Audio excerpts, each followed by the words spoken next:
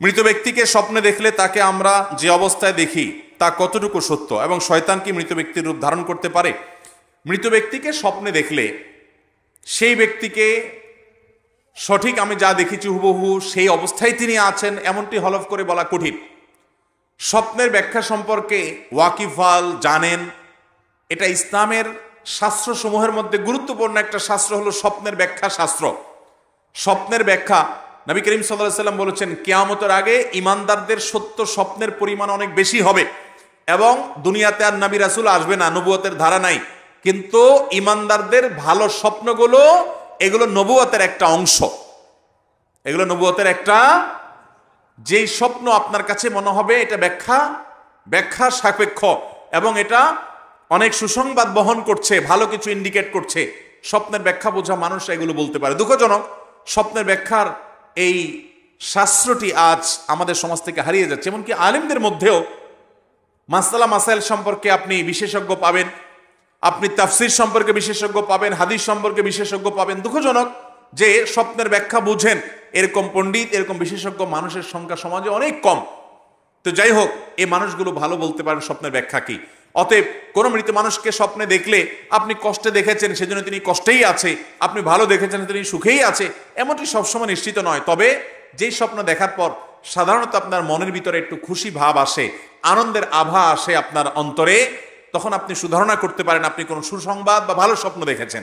আর যে স্বপ্ন দেখার পর আপনার মধ্যে ভীতি কাজ করে, আতঙ্ক কাজ করে, আপনার মন বলে যে না আমি ভীতিকর কিছু দেখেছি, সেটা কোনো কোনো ক্ষেত্রে শয়তান দেখায় শুধু ভড়কানোর জন্য। আবার অনেক সময় আপনার কোনো দুঃসংবাদ স্বপ্নের মাধ্যমে ইন্ডিকেট দেওয়া হতে পারে। আমি একটু খেয়াল করলে দেখব আমাদের জীবনে অনেক স্বপ্ন দেখি যেগুলো পরবর্তীতে খেটে যায়, দিনের আলোর মতো, মিলায় নিবেন, অবাক হয়ে যাবেন। একবার আমার স্ত্রী স্বপ্ন দেখলেন যে আমার জামায় কিছু লোক ঘরে ঢুকে, জানালা ভেঙে ঢুকে আমার জামায় আগুন লাগাই দিচ্ছে, অনেক কষ্ট করে সে আগুন নেভাতে হয়েছে। ঠিক এই ঘটনার কিছুদিন পরে দেখা গেল যে কিছু লোক আমার পিছনে লেগে গেছে খুব ভয়ঙ্কর ভাবে, এবং বহু কষ্ট করে সেই তাদের পিছনে লাগানোটাকে থামাতে হয়েছে। স্বপ্ন কিভাবে খাটে। এবং ওইটার পরপরই ভদ্রমহিলা আমাকে বলছিলেন যে আমার কেন জানি মনে হচ্ছে যে কোনো কিছু মানুষ হয়তো পিছনে লাগবে বা কোনো শত্রুতা করবে। এই যে আগুন লাগা, এটা সেটা বিভিন্ন জিনিস দেখা, এগুলোর ব্যাখ্যা আছে। আল্লামা ইবনে সিরিন ইসলামের ইতিহাসের একজন বড় মনীষী ছিলেন, অনেক বড় মুহাদ্দিস ছিলেন, মোহাম্মদ ইবনে সিরিন রহমতুল্লাহ আলাইহি। ইমাম মোহাম্মদ ইবনে সিরিন রহমতুল্লাহ আলাইহি সোনালী যুগের মানুষ ছিলেন, প্রথম 3 যুগের মধ্যে তিনি ছিলেন। তিনি স্বপ্নের ব্যাখ্যা অনেক ভালো বুঝতেন, তার স্বপ্নের ব্যাখ্যার বইও আছে, বাংলা অনুবাদ হয়েছে, এর ভিতরে কিছু অথেন্টিক আছে, কিছু আনঅথেন্টিক আছে। যাই হোক, আমি দীর্ঘ কথা বলে ফেলেছি। মূল কথা হলো মৃত মানুষকে স্বপ্নে দেখলে সে স্বপ্ন সত্য হতে পারে, আবার ভুলও হতে পারে। শয়তান মৃত মানুষের রূপ ধারণ করে আসতে পারে, সেটা অস্বাভাবিক কিছু। স্বপ্নে দেখে কোনো শরীয়তের বিধান সাব্যস্ত করা যাবে না। কেউ যদি স্বপ্নে দেখে যে তুমি হজ করতে যাও না, তোমার ক্ষতি হবে, তাহলে সেই স্বপ্ন মানা যাবে? কারণ বুঝতে হবে এটা ইবলিসে দেখাইছে, কারণ ফরজ কাম থেকে বাধা দিবে একমাত্র কে? অতএব এটা শয়তান না দেখাইছে, বিদায় এটার পাত্তা দেওয়া যাবে না। অতএব মৃত মানুষকে তার রূপ শয়তান আকৃতি ধারণ করতে পারে, এটা অস্বাভাবিক নয়। তবে ওই যে বললাম ভালো মন্দ এটা নিরূপণ করা ব্যাখ্যা সাপেক্ষ, ব্যাখ্যাতা যারা তারা ভালো বলতে পারেন, তবে কিছু ইন্ডিকেট আছে যেটা আমি বলার চেষ্টা করলাম।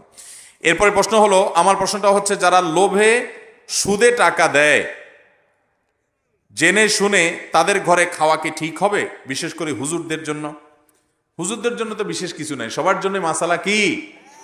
হারামটা যদি হুজুররা খায় হারাম হবে, যারা অহুজুর তারা খাইলে কি হালাল হয়ে যাবে? যারা হুজুর না তাদের জন্য কি হালাল হবে? শুনে রাখেন, যার উপার্জন শুধুই হারাম উপার্জন, অন্য কোনো হালাল উপার্জন নাই, এইরকম লোক যে সুদের টাকা লাগায় সেখান থেকে তার উপার্জন হয়, ওটা দিয়ে তার সংসার চলে, আর কোনো হালাল উপার্জন নাই। একটা মদের দোকান আছে, মদ বিক্রি করে, সেখান থেকে লাভ আসে, সেটা দিয়ে সংসার চলে, অন্য কোনো উপার্জন নাই। ওই লোক যার অন্য কোনো উপার্জন নাই, যা আছে সবটুকু হারাম, সে যদি আপনাকে হাদিয়া দেয় বা দাওয়াত দেয়, ওইটা খাওয়া আপনার জন্য হালাল না, হারাম। ওইটা আপনার জন্য খাওয়াটা জায়েজ হবে।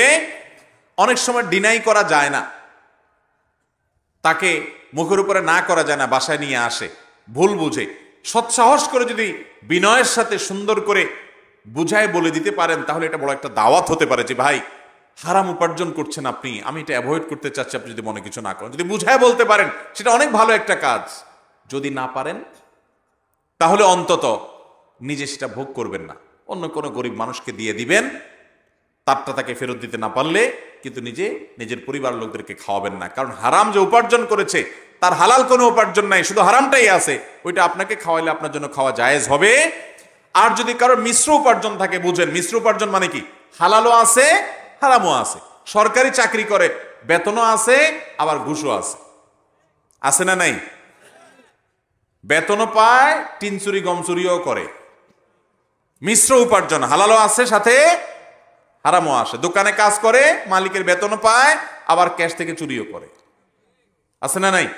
এই মিশ্র উপার্জন যদি হয় তাহলে সেখানে খাওয়াটা হালাল হবে, যেহেতু হালাল হারাম দুইটাই আছে। কিন্তু এটাও অ্যাভয়েড করতে পারলে সেটা তাকওয়ার দাবি, অ্যাভয়েড করতে পারলে সেটা ভালো।